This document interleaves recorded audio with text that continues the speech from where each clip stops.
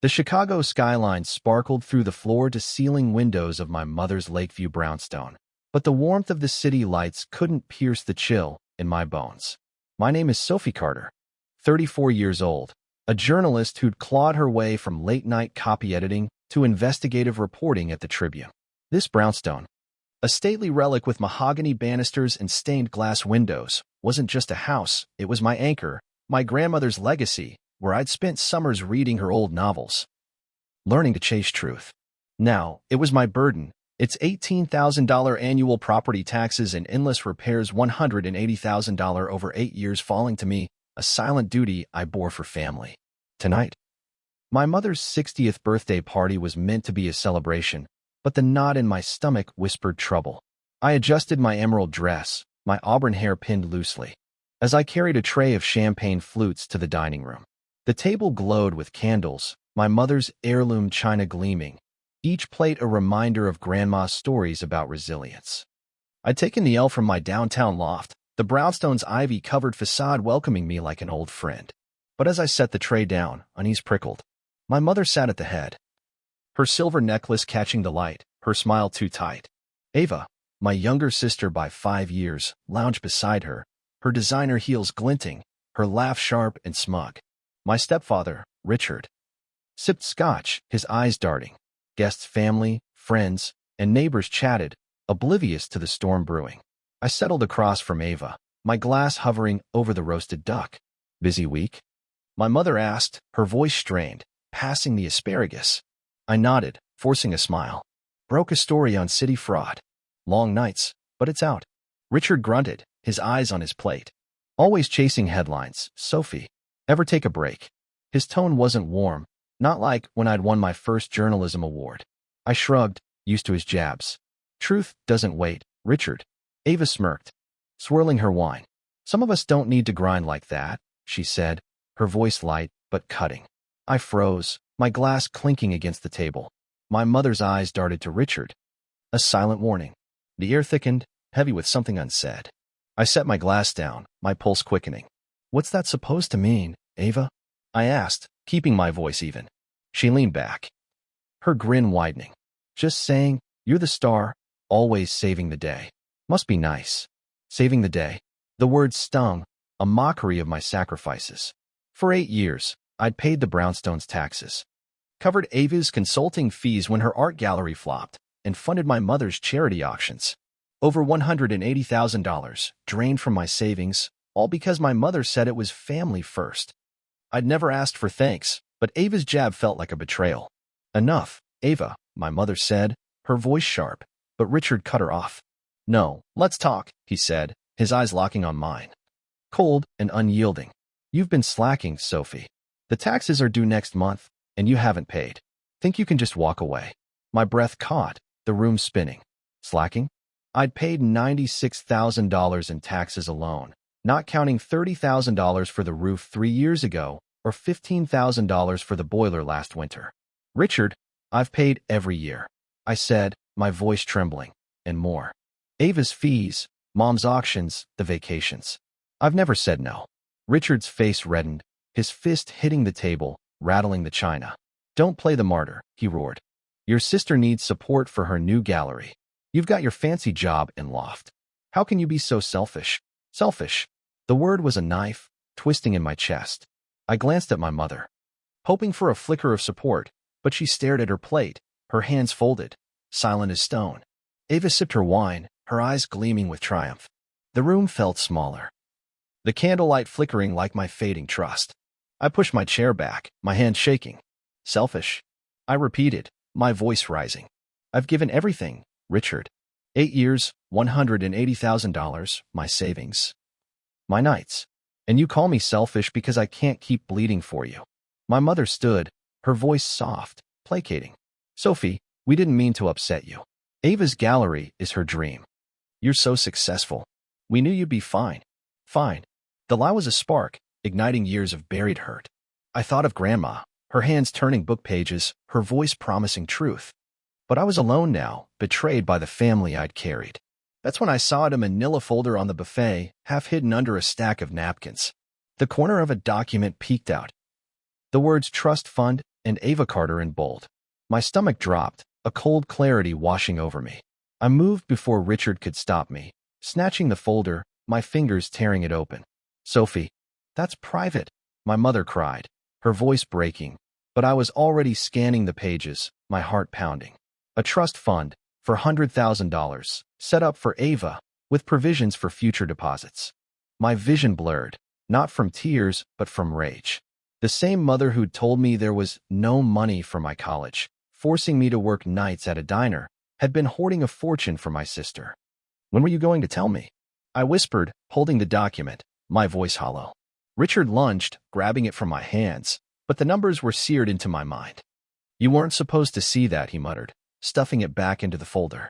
Clearly, I said, my voice sharp, cutting through the silence. That explains why you couldn't help with my tuition. Why I bussed tables while Ava got a new car for her 18th birthday. My mother's eyes welled, but she said nothing, her silence louder than Richard's shouts. Ava leaned forward, her voice low. You're overreacting, Sophie. You've always been fine on your own. Fine. The lie was a match, striking a fire. I thought of the nights I'd stayed up, balancing my checkbook to cover their bills. The weekends I'd spent fixing the Brownstone's leaky pipes instead of chasing stories. I'd paid $20,000 for my mother's auction, $25,000 for Ava's business trips, $14,000 for family reunions they called traditions. And all the while, they'd been building Ava's future, leaving me to scrape by. You've been lying to me, I said, my voice steady now. My eyes locked on my mother.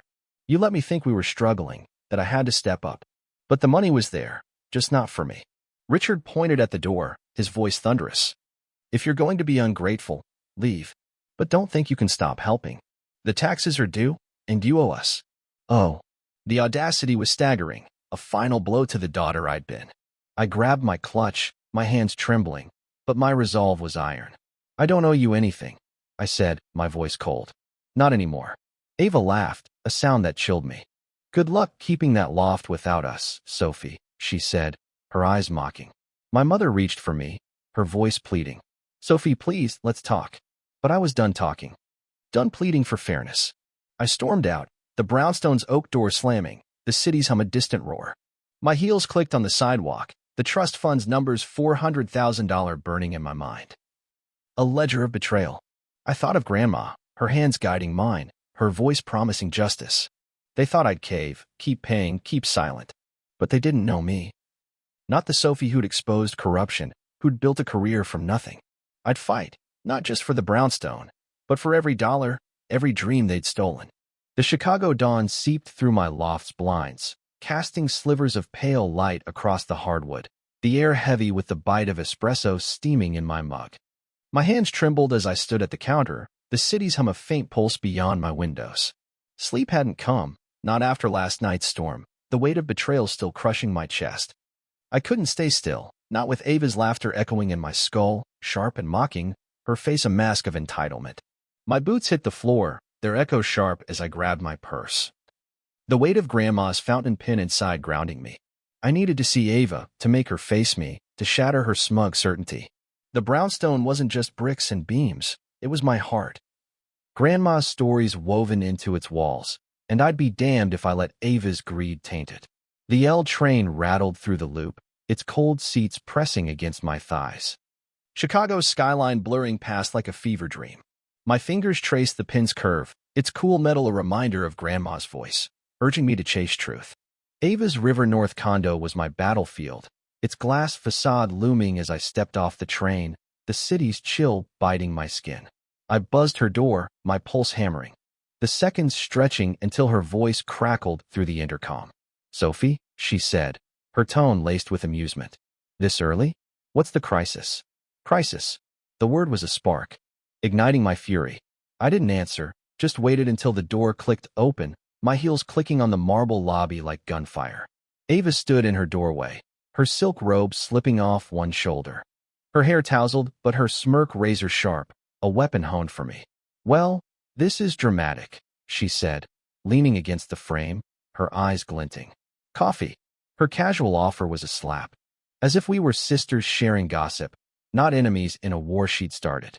The condo's jasmine candles stung my nose, its minimalist decor white walls. Chrome accents a sterile contrast to the brownstone's warmth. I stepped inside, my voice low, cutting through the air. "You think this is a game, Ava?" I asked, my gaze locked on hers. "You think you can laugh and walk away while I bleed for this family?" Her smirk faltered, but she recovered, sauntering to her kitchen island, her nails tapping the marble. "Bleed," she said, her voice dripping with mockery.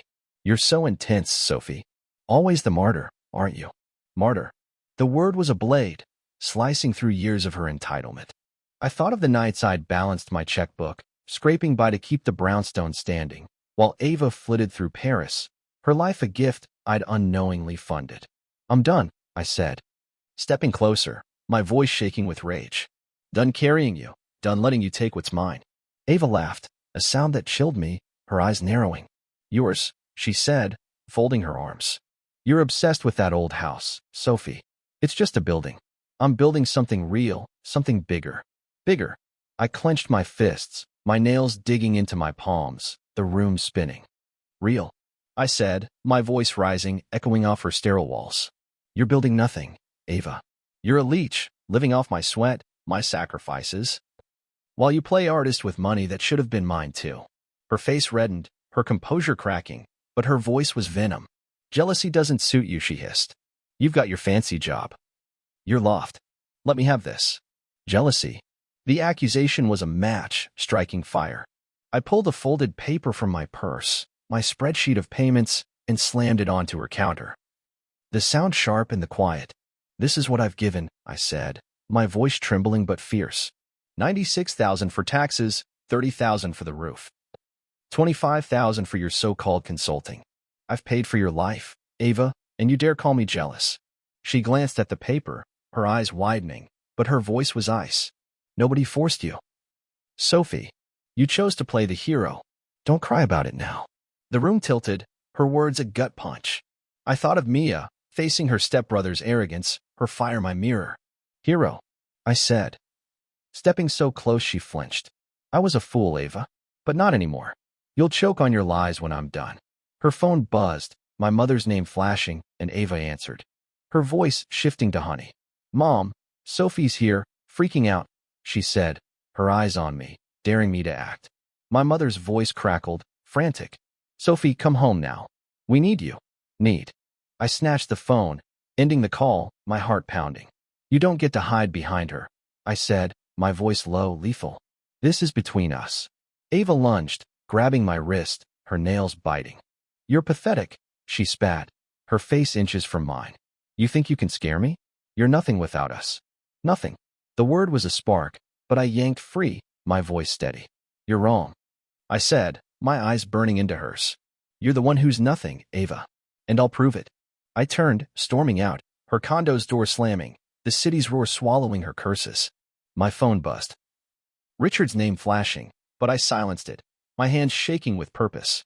I dialed Jenna, my best friend and lawyer, her voice sharp through the static. "Sophie, you okay?" she asked, sensing my fire. "I need you," I said, my voice breaking as I paced the sidewalk, Chicago's wind whipping my hair. Ava's a snake, and Mom's protecting her. I can't let them win. Jenna's tone was steel. "Meet me at my office. I'll pull every record on that Brownstone. If they're playing dirty, we'll bury them." Bury. The word was a lifeline, pulling me from rage to focus.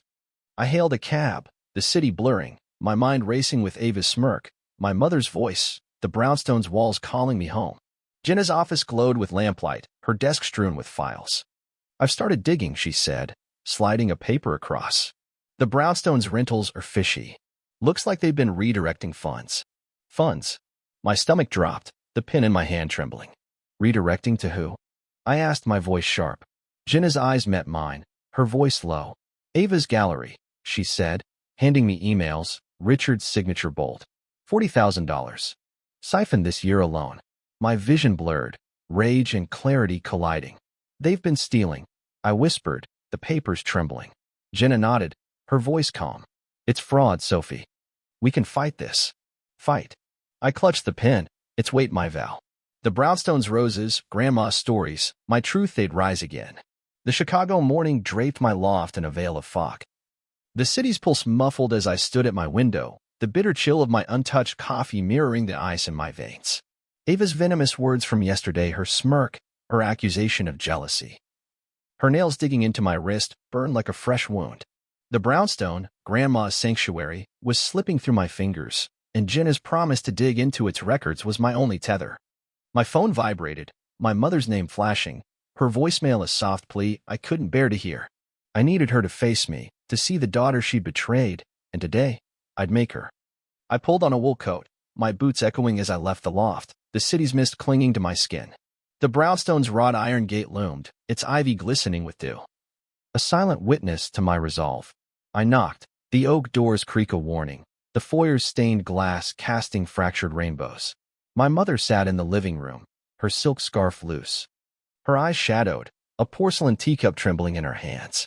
"Sophie," she said, her voice fragile, "you came." The word was a hook, but I stood tall. My purse heavy with the spreadsheet from Ava's condo. "Why call, Mom?" I asked, my voice sharp, cutting through the room's hush. "To beg me to keep quiet? To keep paying?" Her cup clinked against the saucer, her eyes darting away. "I just want us to be a family," she whispered, her fingers twisting the scarf. "Family." I laughed, raw and jagged, the sound startling her. "Family doesn't lie," I said, stepping closer, my voice rising. "Family doesn't let one daughter bleed while the other feasts." I tossed the spreadsheet onto the coffee table, its pages fanning out. A ledger of my pain. "Look at it, Mom. 96,000 for taxes, 30,000 for the roof, 25,000 for Ava's schemes. I gave everything, and you gave me nothing." Her hand shook, her eyes scanning the numbers, but her voice was soft, pleading. "Sophie, I didn't mean to hurt you," she said, standing, her scarf slipping. "Ava needed support. Her gallery is her future. You're so strong. I thought you'd be fine." "Fine." The word was a blade, slicing through years of her excuses. I thought of Mia, facing her mother's complicity. Her fire my guide. "Fine," I said, my voice trembling with fury. "You thought I'd be fine while Ava took everything? You hid money, Mom, money that could have changed my life." Her tears fell, her face crumpling, but they felt staged, a performance I'd seen too often. The door burst open, Richard's voice a thunderclap. "What's this nonsense?" he roared, his tie askew, his Scotch breath sour. I turned, my resolve steel. "It's truth, Richard," I said, my eyes locked on his. "You've been draining me, using my money to prop up Ava's dreams. I'm done." He laughed. A harsh bark that chilled me, his finger jabbing my chest. "Done?" he said, his face inches from mine. "You'll pay those taxes, Sophie, or this brownstone's gone. You're nothing without us. Nothing." The threat was a spark, igniting my rage. I thought of Catherine, defying her stepfather's arrogance, her strength my mirror. "You're wrong," I said, my voice low, lethal. "You're the one who's nothing, Richard, and I'll prove it." My mother grabbed his arm, her voice shrill. "Stop it, both of you," she cried, her tears streaming. "Sophie, please. The brownstones are home. If you walk away, we'll lose everything." "Home." I turned to her, my heart splintering. "It's my home," I said, my voice breaking. "Where I read with Grandma. Where I learned to fight for truth. And you've turned it into a lie." Richard lunged, his hand raised. But I stepped back, my voice a whip. "Touch me, and you'll regret it," I said, my eyes burning. He froze, his face purple, my mother sobbing between us. I grabbed my purse, storming out, the door slamming, the city's fog swallowing my tears. Jenna waited at a loop diner, her laptop glowing, her eyes fierce. "I found something," she said, sliding a folder across the booth's chip table. "The brownstone's rental income's been diverted to a hidden account. At least 40,000 this year. Diverted." My breath caught, my hands gripping the folder, emails between my mother and Richard spilling out. "They've been stealing," I whispered, my voice hollow. The diner's clatter fading. Jenna nodded, her voice calm. "It's fraud, Sophie. We can freeze their accounts and take back what's yours. Say the word." The word. I clutched Grandma's pen. "It's wait, my vow." Ava's smirk, my mother's tears, Richard's threats they thought I'd break. But I'd burn their lies to the ground, and the brownstone would stand. The Chicago evening shimmered with a restless energy, the city's lights flickering like my pulse as I stood in my loft, the scent of jasmine perfume sharp against my skin. The fog of this morning's clash, my mother's trembling teacup, Richard's raised hand. Jenna's revelation of $40,000 diverted from the Brownstone's rentals clung to me like damp silk. The Brownstone, Grandma's haven, was a wound, and Jenna's folder of incriminating emails was my sword. Tonight, at the Chicago Arts Gala, where my mother would preen for donors, I'd wield it, turning her spotlight into her undoing. My navy gown hugged my frame, the weight of Grandma's fountain pen in my clutch of Al. Jenna met me outside the Loop Ballroom, her crimson dress bold, her briefcase a silent threat. "The donors are restless," she whispered, her eyes scanning the crowd spilling through gilded doors. "Your mother's pitching Ava's gallery hard. This is our shot." Shot. I nodded, my heels clicking on the pavement, the city's hum a battle cry. The ballroom glowed with chandeliers, champagne flutes clinking, art patrons in velvet and tuxedos swirling like vultures. My mother stood near a towering sculpture, her emerald dress gleaming, her laugh forced. Richard loomed beside her, his scotch glass glinting, his jaw tight. Ava flitted nearby, her gold gown catching light, her eyes darting like a cornered fox. I wove through the crowd, my clutch heavy with Jenna's folder, the emails a ticking bomb. A colleague from the Tribune waved. But I kept moving, my focus razor sharp. My mother's eyes met mine, her smile faltering, her hand tightening on her flute. "Sophie," she said, her voice a strained melody, "you're here." Here. I smiled, cold and deliberate, the crowd's chatter fading. "Wouldn't miss it," I said, my voice clear, drawing curious glances. Richard stepped forward, his eyes narrowing, his voice a low growl. "Don't start trouble," he said, his breath sour. Trouble. The word was a spark, igniting my fury. I opened my clutch, pulling the folder, its edges sharp against my fingers. "Trouble," I said, my voice rising, echoing off the marble walls. "You've been stealing from my Brownstone, Richard. $40,000 siphoned to a hidden account for Ava's gallery." Gasps rippled. Donors freezing, their faces a mix of shock and greed. I held the folder aloft, emails fluttering, my voice a whip. "You took my money, my sweat, while I kept Grandma's legacy alive. Explain that." The crowd hushed, phones emerging, lenses glinting like predators. My mother's flute slipped, shattering on the floor, the sound a gunshot. "Sophie, stop," she cried, her voice cracking, her hands trembling.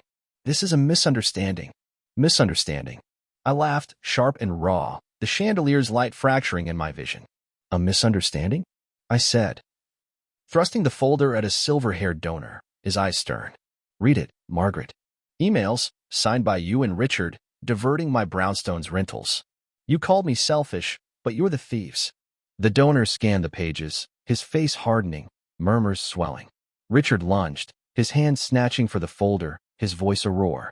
"You're lying," he bellowed, his face purple. But Jenna stepped between us, her voice calm. "We've got copies," she said, her presence a wall.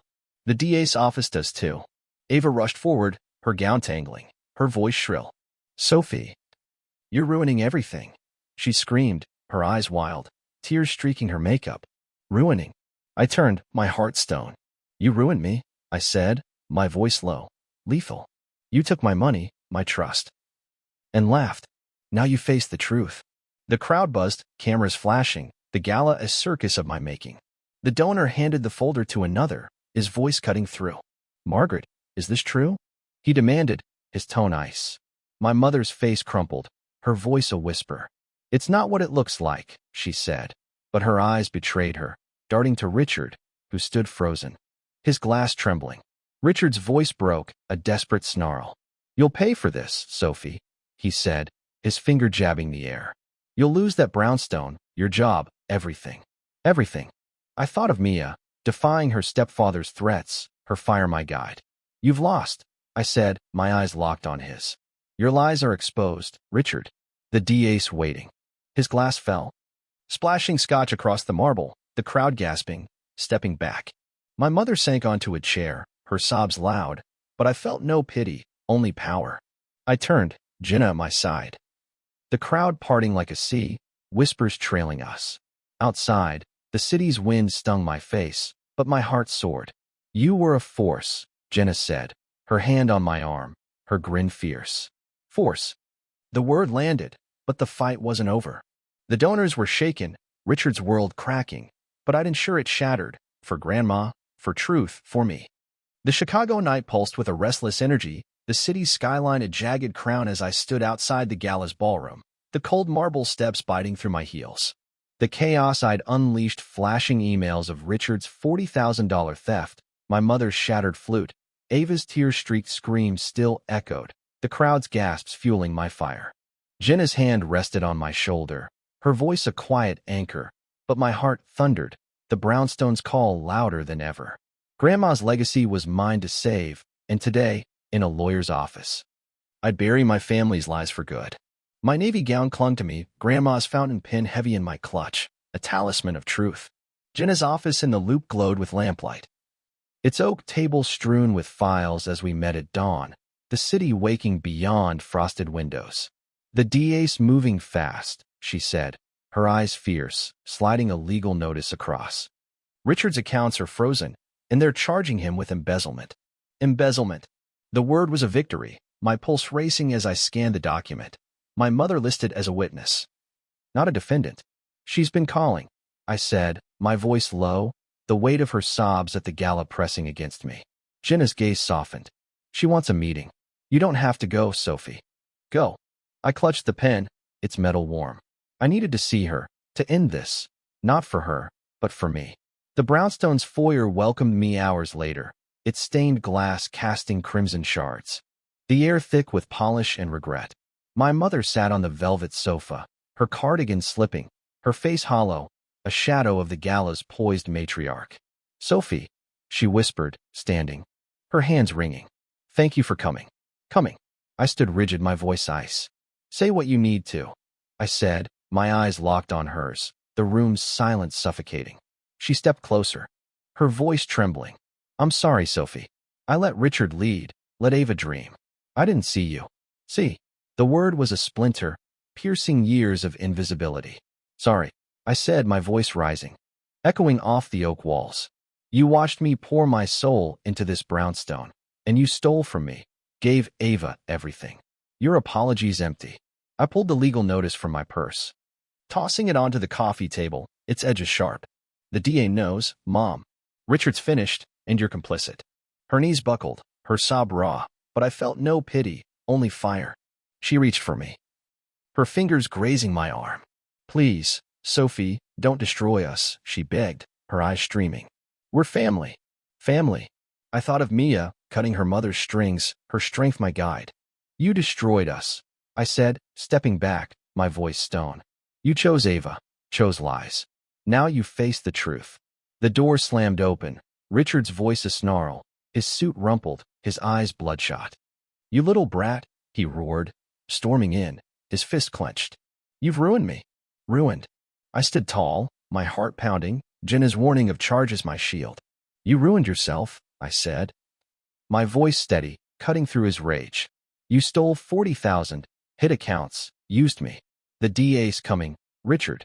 He lunged, his hand raised, but my mother screamed, throwing herself between us.